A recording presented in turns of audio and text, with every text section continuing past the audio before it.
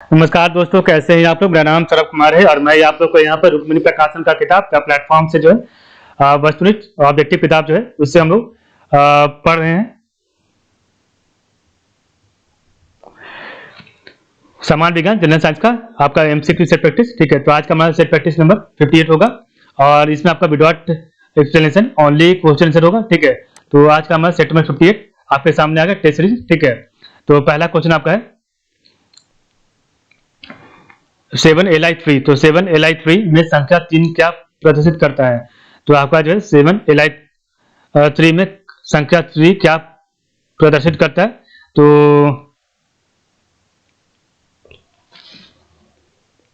तो one correct answer है option number C, परमाणु संख्या प्रदर्शित करता है। 3 आपका जो है परमाणु संख्या प्रदर्शित करता है। क्वेश्चन आपका 2 है, किसी केबल का भू तार निम्नलिखित में से किससे जुड़ा होता है? तो किसी केबल का भू तार आपका किससे जुड़ा होता है?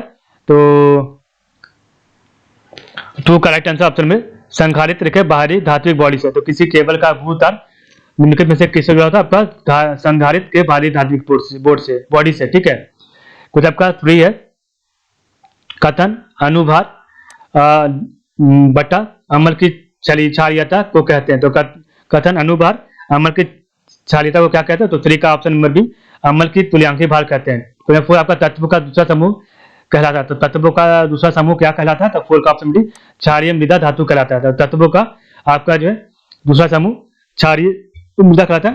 ठीक है, क्षारीय मृदा धातु। 5 आपका एक लड़का 49 मीटर की ऊंचाई से एक पत्थर का टुकड़ा गिराता है। 1 सेकंड के बाद वह उसी ऊंचाई से दूसरा टुकड़ा गिराता है। दोनों टुकड़ा जमीन पर एक साथ पहुंचता है। तो दूसरे टुकड़े को किस वेग से गिराया गया? एक लड़का 49 मीटर की ऊंचाई से एक पत्थर का टुकड़ा गिराता है। 1 सेकंड के बाद उसी ऊंचाई से दूसरा टुकड़ा गिराता है। दोनों टुकड़ा जमीन के पर साथ पहुंचता है। दूसरे टुकड़े को किस वेग से गिराया होगा? तो 5 करेक्ट आंसर है ऑप्शन में 12.88 मीटर पर सेकंड से गिराया होगा। 6 आपका क्वेश्चन, जब तत्वों को परमाणु भारों के बढ़ते क्रम में व्यवस्थित किया जाता है तो पहले तत्व के गुणधर्म 8वें तत्व के गुणधर्म के समान होते हैं। संगीत के नोट्स की तरह इस नियम को जाना जाता है। तो 6 करेक्ट आंसर है ऑप्शन नंबर डी। तो न्यूलैंड के अष्टक नियम के द्वारा जाता है। ठीक है, तो न्यूलैंड के अष्टक नियम के द्वारा इसे जाना जाता है। ठीक है, तो जब तत्वों को परमाणु भारों के बढ़ते क्रम में व्यवस्थित किया जाता है तो पहले तत्व के गुणधर्म 8वें तत्व के गुणधर्मों के समान होते हैं। तो संगीत के नोट्स की तरह इस नियम को जाना जाता है। तो न्यूलैंड के अष्टक नियम के द्वारा जाता है। कोई आपका 7 में भारी जल जमता है। तो भारी जल जमता ऑप्शन में डी, 3.82 डिग्री सेल्सियस पर जमता है। तो भारी जल आपका 3.82 डिग्री सेल्सियस पर जमता है। ठीक है, जमता है। क्वेश्चन 8 है, गीगो GIGO शब्द किससे संबंधित है? GIGO, ठीक है, GIGO शब्द किससे संबंधित है? तो 8 का ऑप्शन में डी, एक्यूरेसी। तो गीगो आपका शब्द जो है एक्यूरेसी से संबंधित है। 9 आपका अणु।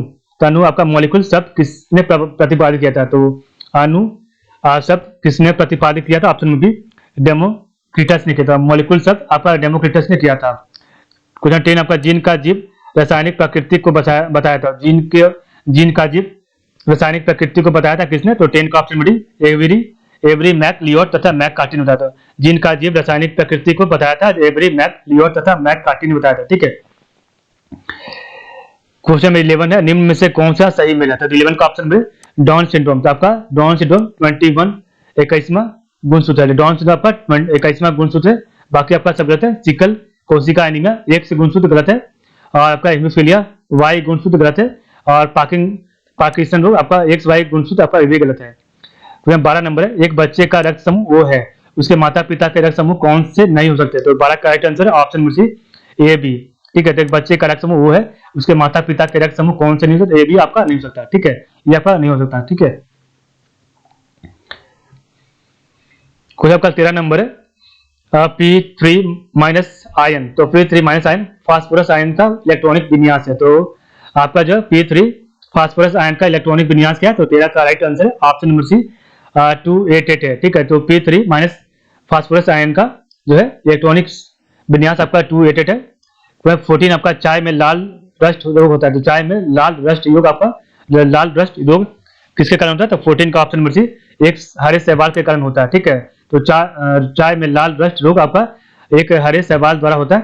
15 आपका एक पूर्ण मूल परजीवी है। तो एक पूर्ण मूल परजीवी आपका 15 का right answer option B, band की है, ठीक है। तो एक पूर्ण मूल्य पर जीबी आपका ओरो बैंड की है। कोई आपका 16 नंबर है, खाने योग्य भाग के संबंध में निम्न से कौन सा ठीक प्रकार से मेल नहीं खाता। तो खाने योग्य भाग के संबंध में निम्न से कौन सा एक ठीक प्रकार से मेल नहीं खाता। तो 16 का ऑप्शन नंबर लीची अंतः फल भी थी, ठीक है। तो लीची आपका अंतः फल भी थी, ये आपका खाने योग्य भाग के संबंध में ठीक प्रकार से मेल नहीं है। बाकी आपका खजूर फल विधि सही है, नारियल भ्रूणपोष सही है, आपका खजूर फल विधि तथा बीजांडासन ये भी सही है। 17 नंबर है, परमाणु के नाभिक के नजदीक कौन सी कक्षा होती है। तो परमाणु के नाभिक के नजदीक कौन सी कक्षा होती है। तो 17 का राइट आंसर ऑप्शन नंबर के कक्षा होती है। 18 नंबर है, पार्श्व विभा ज्योतक उत्तरदायी होता है। तो पार्श्व विभा ज्योतक उत्तरदायी होता है। 18 का ऑप्शन नंबर मोटाई में वृद्धि के लिए। 19 आपका मक्का में व्हाइट बर्ड रोग होता है। मक्का में व्हाइट बर्ड रोग किसकी कमी से होता है। तो इसका राइट आंसर ऑप्शन नंबर 19 का है, जिंक की कमी से। तो मक्का में व्हाइट बर्ड रोग आपका जिंक की कमी से होता है। 20 है, ब्राउन हार्ट बीमारी किसकी कमी से। तो ब्राउन हार्ट बीमारी किसकी कमी से होता है। तो 20 का ऑप्शन भी बोरोन की कमी से। ब्राउन हार्ट बीमारी आपका जो बोरोन की कमी से होता है। 21 है, दो संघारित्र है। तो दो संघारित्र जिनकी धातु C1 तथा C2 है और वे समानांतर क्रम में जुड़े हुए हैं, इसकी समतुल्य धारित क्या होगी। तो 21 का option D C1 plus C2 होगी। तो दो संघारित्र जिनकी धातु C1 तथा C2 है वे समानांतर क्रम में जुड़े हुए हैं, तो इसकी समतुल्य धारित क्या होगी। आपका C1 प्लस C2 होगी।